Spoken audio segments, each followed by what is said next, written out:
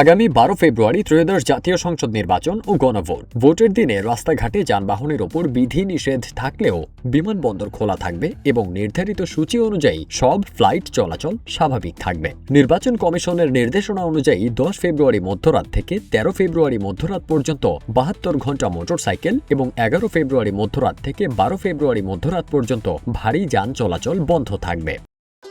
ভবিষ্যৎ হোক নিরাপদ, বিনিয়োগ হোক বিশ্বস্ত, আর আমার পছন্দ সল্ট বে। ওয়েলকাম টু সল্ট বে।